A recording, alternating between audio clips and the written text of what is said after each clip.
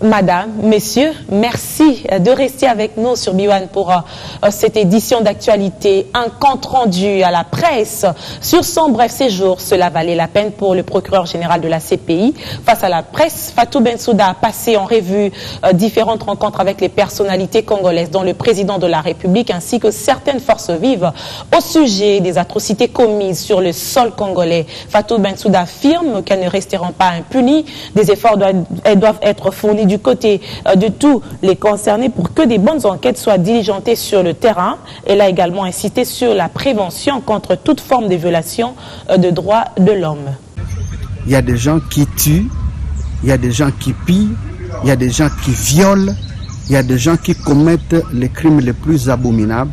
Mais pourquoi nous avons l'impression que la CPI, en fait, n'est là que pour des cas qu'ils estiment dans leur avantage? Nous voudrons bien croire que les choses peuvent changer. Mais si elles ne changent pas, l'opinion nationale congolaise n'a pas confiance à la CPI. À cette préoccupation corroborant celle des plus d'un Congolais sur l'impact de la justice internationale, Fatou Bensouda n'a pas raté la tribune lui offerte par la presse pour donner l'éclairage sur la Cour pénale internationale. La procureure a rappelé la mission de juger les crimes de guerre et crimes contre l'humanité par sa juridiction internationale en raison de la complémentarité des États partis. La CPI ne remplace pas les institutions nationales. La CPI complète le travail que les institutions nationales font. Et c'est à ce moment-là, la CPI analyse qu'est-ce qui est en train d'être fait et si cela répond à ce que la CPI s'attend, c'est à ce moment-là que la CPI peut intervenir. C'est comme ça que le principe de complémentarité fonctionne.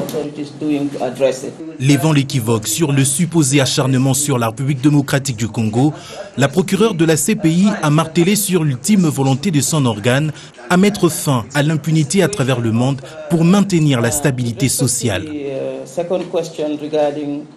Je suis surprise de constater que vous vous plaignez que la CPI focalise beaucoup d'attention au Congo, alors que c'est le contraire qui me pose, que nous ne faisons pas assez. Et vous avez fait mention de tous les Congolais qui sont détenus, Mathieu Ndjolo, Germain Katanga, mais je dois vous dire que l'affaire Bemba n'était pas référée par le gouvernement de la République démocratique du Congo. C'est une affaire qui était référée par la République centrafricaine. Le Congo étant un État parti, nous essayons de travailler pour résoudre tous les problèmes qui s'élèvent ici, et avec le moyen qui sont, surtout en se focalisant sur les crimes. Les atrocités perpétrées sur des milliers de civils dans les parties est et centrales de l'RDC trouveront une issue judiciaire. Une cartographie est en passe d'être établie pour des actions ciblées. Des précisions similaires également apportées aux membres de la société civile et certains membres de l'opposition, reçus bien avant ce point de presse. Un tête-à-tête qui intervient après celui que le procureur a eu avec le chef de l'État. À Joseph Kabila, Fatou Bensouda a sollicité des mesures nécessaires pour que de véritables enquêtes soient menées afin d'établir les responsabilités avérées des crimes commis sur le sol congolais. C'est une ronde qui en vaut son pesant d'or. Fatou Bensouda a rencontré plusieurs personnalités politico-judiciaires de la République démocratique du Congo. Comme évoqué dans ce reportage qui précédait, ce matin, elle a eu un tête-à-tête avec le président de la République, Joseph Kabila. Les violences et les atrocités commises dans le pays il y a quelques mois ont alimenté leurs échanges. Hier, dans la soirée, Fatou Bensouda a été auprès du vice-premier ministre, ministre des Affaires étrangères de la République démocratique du Congo, Léonard Chéo Kitundu. En visite en République démocratique du Congo, Fatou Bensouda était aux Affaires étrangères pour un entretien avec le vice-premier ministre et ministre des Affaires étrangères. Il était important pour la procureure de la Cour pénale internationale de recueillir des informations à la source après qu'elle ait envoyé des experts sur le terrain. Ces échanges de deux personnalités ont relevé le niveau de collaboration entre la CPI et la RDC.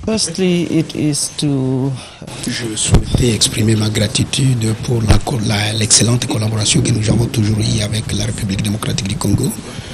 Et il me fallait aussi venir pour faire le suivi sur les procédures nationales.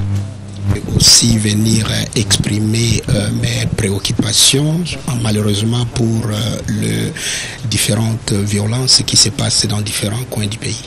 Par le passé, j'ai eu à faire 2 déclarations, d'abord en 2016 et puis en 2017. Et aussi, j'avais envoyé une mission de travail ici, dans ce pays. Et il me fallait absolument que moi-même je vienne pour venir recueillir des informations sur les procédures nationales. Fatou Bensouda espère de la classe politique congolaise une implication réelle pour que la justice soit faite à toutes ces victimes de violations de droits de l'homme en RDC. Simple coïncidence ou hasard du calendrier, la visite de Fatou Bensouda en RDC a coïncidé avec la célébration de la journée de la liberté de la presse, des journalistes mobilisés et unis pour faire un diagnostic sur l'exercice de leur métier. C'est l'image de la commémoration de la journée de la liberté de la presse en République démocratique du Congo. Entre réflexion, débat et reconnaissance des mérites, les journalistes ont honoré ces 3 mai avec plusieurs activités, parmi lesquelles une table ronde autour du thème médias, justice et état des droits, les contrepoids du pouvoir.